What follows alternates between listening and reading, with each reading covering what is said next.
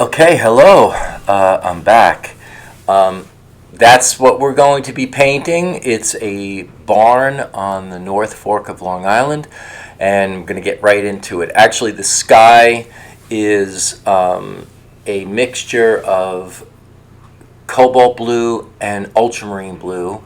It's not wet into wet, but I'm using a very large brush, a big soaker brush, and trying just to fill it up as much as I can. Trying to get a slight gradient. There are some little clouds in the distance. You can add them in. I'm just extracting out some of the clouds now with a slightly drier brush. Now, this is wet into wet, so I'm working the tree shape pretty much as you can see it there. I am using sap green, yellow ochre. I'm trying to create the middle tone colored leaves and some of the darker leaves, but I'm going to save some of the shadow leaves for the very end when I work wet onto dry.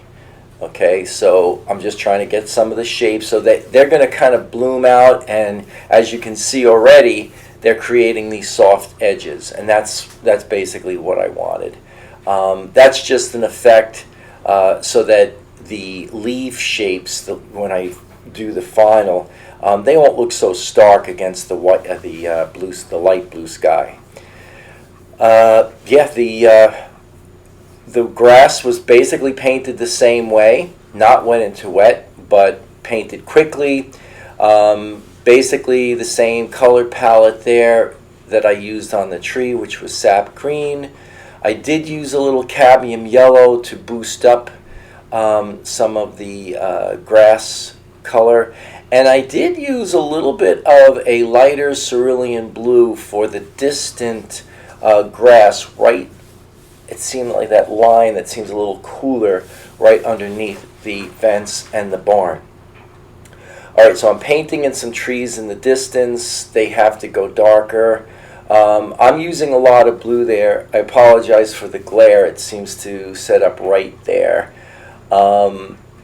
Painting in the basic trunk. Everything is still wet on the bottom and around the tree. So I want to capitalize on that that wet into wet. I want softer edges here, and you're going to see when I dry it and come back,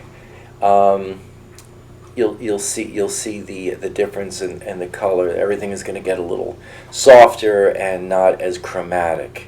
All right, so I decided to put the shadow in the barn. Actually, I believe this is just the whole first wash.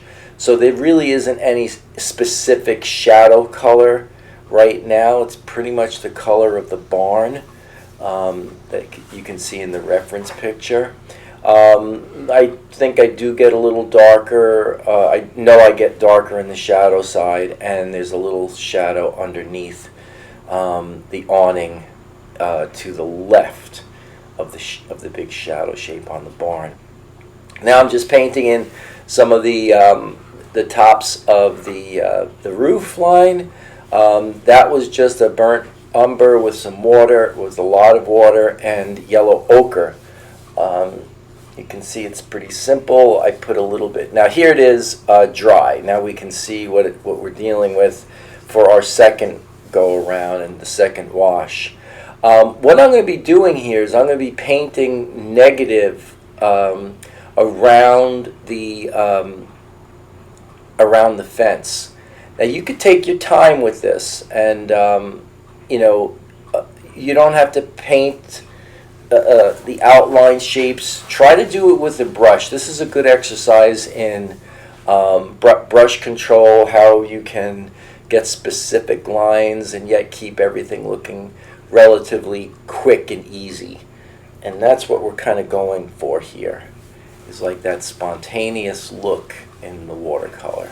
Now you can see, going back to the tree, now we can see it dry, that those soft edges are going to help us keep those edges nice and soft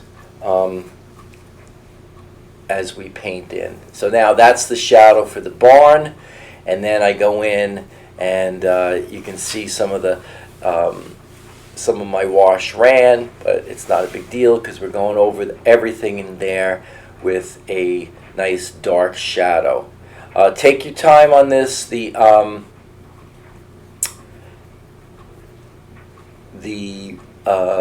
roof line and everything in there is a little tricky on the on the Dutch colonial barn shape. That's kind of the shape of it. So take your time. I think I might have missed one of the angles, so be careful with that one.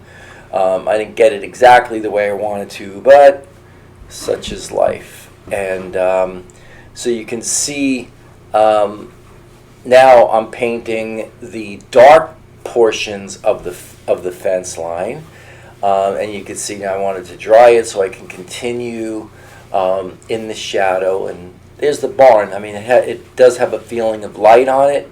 I will go back and add some blue and white to the shadows of the trim of the barn later on. It's really hard to paint around those little shapes. Sometimes it's just easier to take some opaque paint. I use either Dr. Martin's Bleed Proof White, which is extremely opaque, or you can use any white that you have in your kit, like a Chinese white would be fine. Now you can see that's the fence in the shadow, and it's green. It kind of looks green. Well, so does where the white is, but yet because it contrasts against that dark, we're talking about the fence in the back here, you can see that it almost looks like it's white, right? So that's we wanted to try to do that to get that feeling of depth and feeling of detail without going crazy and without painting white over a color. Okay, so this is where, sometimes if you really want to try to be a purist watercolorist and you don't want to add white, that would be the alternative, and that would be the more pure way to paint around forms or to create forms is paint in the negative. Okay, painting in the negative simply is that you're painting around the shape, and you can paint around anything. You can paint around a flower, you can paint around an animal, a person, anything to create a background. Usually when you are painting, let's say you're painting a head, a portrait, the backgrounds are painted pretty much around the shape. You wouldn't want to bring color into the flesh tone, so that's the way that you would do it. Now I'm just plotting in some kind of texture. You guys take your time. I think what I probably would have done on this is maybe added a little bit more warmth to it. That was the only thing that I kind of regretted not doing. I could always go back. Watercolor is still workable, but so you guys know, put a little bit of warmth in, break up all that green. There is a lot. All right, so now the tree leaves and the clusters and so forth. Yeah, that's it. We're just taking the brush, kind of pouncing it down on the paper towel, and then making these haphazard little strokes. We're trying to create that feeling of the tree. I'm adding some cool green, rather. There's some warm green back there. You can see it's green, yellowy green. This really is a symphony of greens, this painting.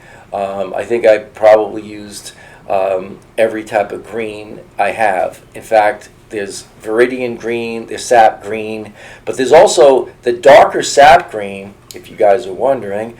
That is sap green, ultramarine blue, and burnt umber, right? Probably because of the ultramarine blue and the burnt umber, you can actually create a dark green. Plus, the sap green keeps it in the chroma of a dark green.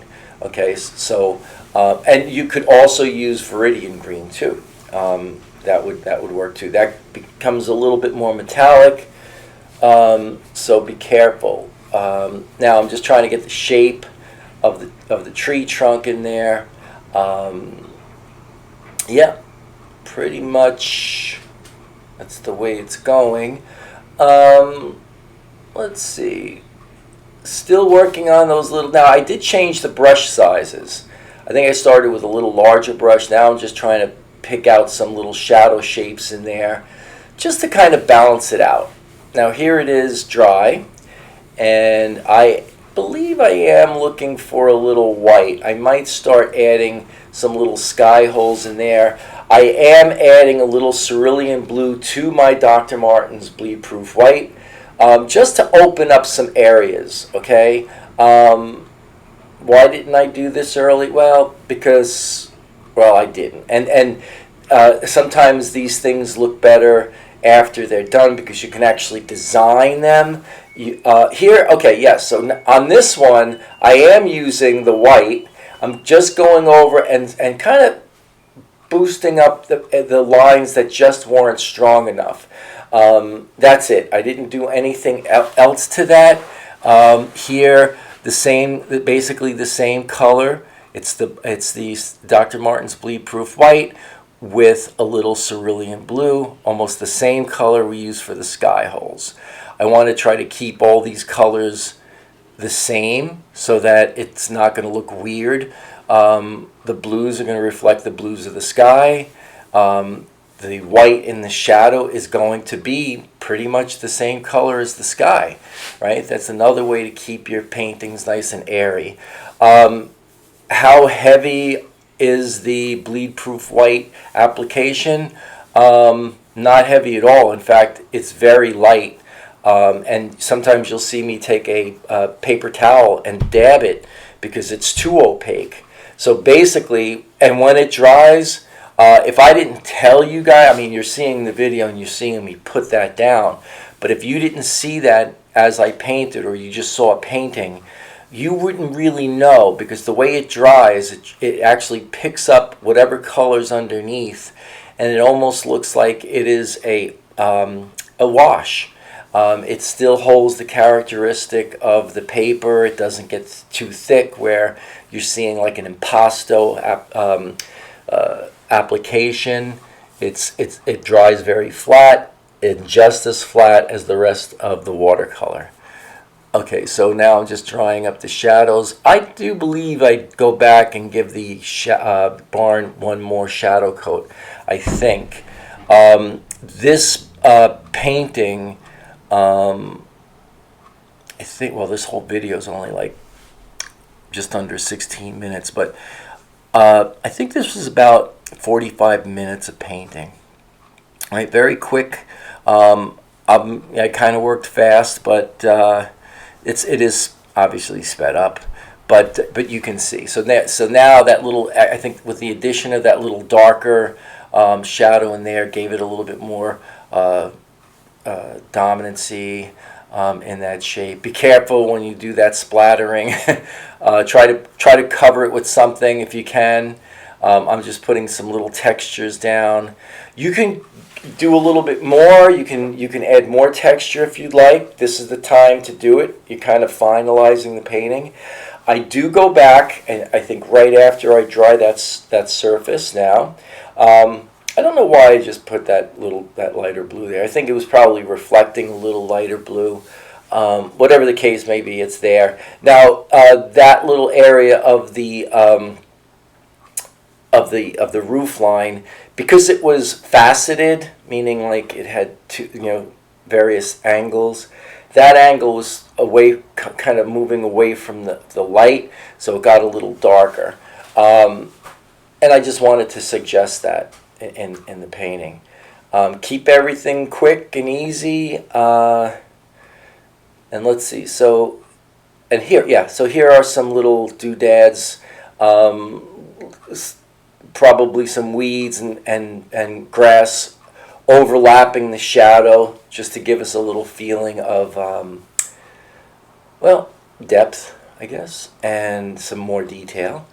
And now this could be scratched out too if you wanted to. You can do that, but I think this is probably the most effective way because it is a little bit of color, and you can actually add more darker strokes too to indicate some more grass, maybe the negative, like basically what I just did there. Okay, that gives you just a little bit of texture. Now there's my name, and I start pulling off the tape for the unveiling, as you can see. There we go. So there it is, in all its glory, a Northfork barn. Okay, thanks for watching. Please like and subscribe. Bye now.